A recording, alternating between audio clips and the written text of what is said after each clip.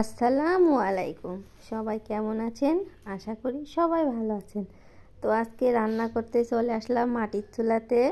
ছাদে বসে রান্না করব। এখানে আমি দেশি মুরগি নিয়ে নিয়েছি, আলু কেটে নিয়েছি, আর এখানে মরিচ, পেঁয়াজ, রসুন, আর এখানে আমি মুরগির জন্য সব রকম মশলা নিয়ে নিয়েছি।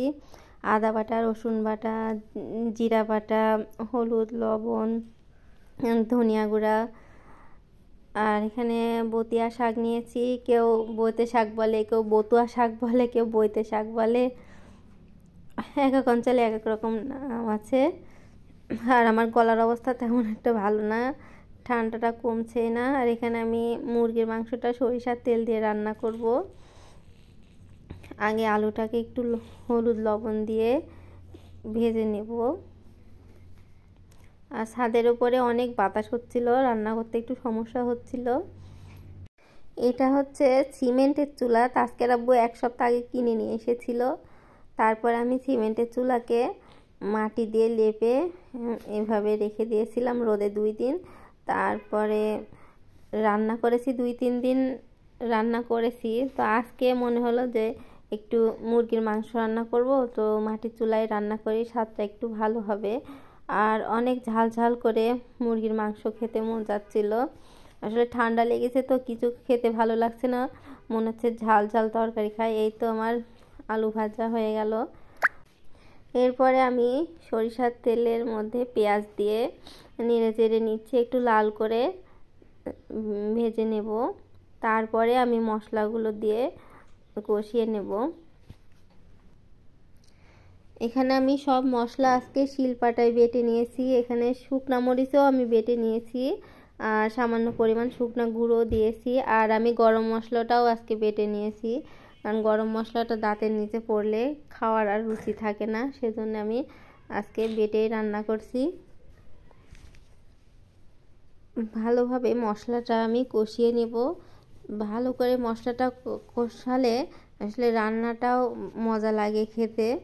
আর যেহেতু মুরগির মাংস, দেশি মুরগির মাংস একটু বেশি ভালো করে কষিয়ে রান্না করলে খেতে অনেক মজা লাগে, সেজন্য ভালোভাবে কষিয়ে নিতে হবে।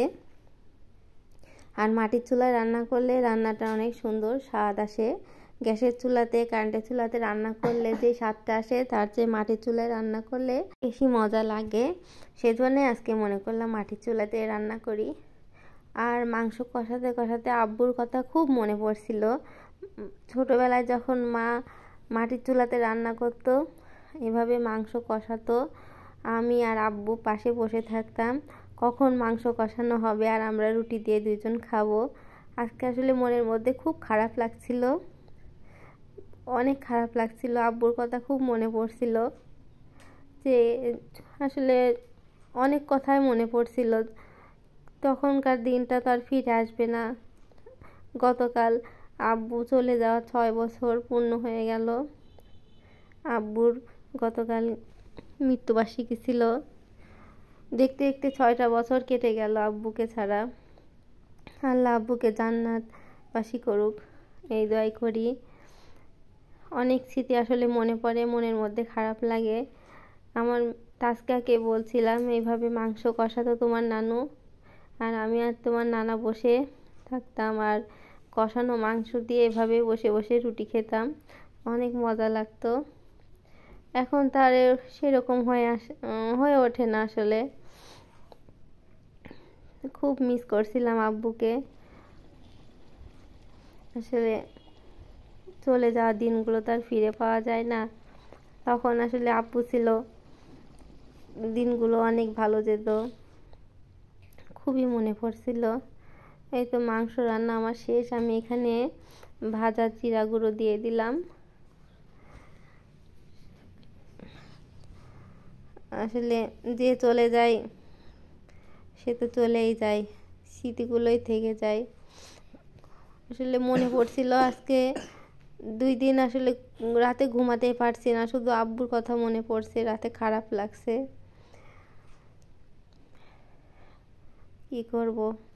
এই তো এখন আমার মাংস রান্না শেষে ভাতটা চুলায় দিয়ে দিয়েছিলাম। ভাতটা হওয়ার পরে আমি এখানে বইতে শাকটা চুলায় দিয়ে দেব। সেই জন্য এখানে আমি মরিচ, পেঁয়াজ, শুকনা মরিচ তেজপাতা দিয়ে একটু ভাজা ভাজা করে নিচ্ছিলাম। একটু লাল হয়ে আসলে এই শাকটা আমি চুলাতে দিয়ে দেবো। আর এই বৈতে শাকটা আমার খুব মজা লাগে, আমি 2-3 দিন পর পরে রান্না করি, আমার খুবই পছন্দ এই শাকটা। আমি এত পছন্দ করি যে আমাদের এখানে কিনতে পাওয়া যায়। আমরা আসলে আমাদের তো মাঠে যাওয়া হয় না, আমরা কিনেই আসলে বেশি নিয়ে আসি। আগে ছোটোবেলায় অনেক শাক তুলতে যেতাম। আর আমি যেই খড়িগুলো দিয়ে রান্না করছি এই খড়িগুলো সব আমার বড় মার। আমার মাও আমাকে খড়ি অনেক দিয়ে গিয়েছিল, সেগুলো ফুরিয়ে গিয়েছে। আজকে বড় মার খড়ি দিয়ে রান্না করছি। এই তোমার শাক রান্নাও শেষ। এখানে তাসকিয়া খেলা করছিল ছাদের উপরে, মিঠু বসে দেখছে আমার রান্না। আর এখানে মিঠুকে রুটি খেতে দিয়েছি, মিঠু রুটি খাচ্ছে। তো সবাই ভালো থাকবেন, সুস্থ থাকবেন, আমাদের জন্য দোয়া করবেন। আল্লাহ হাফেজ।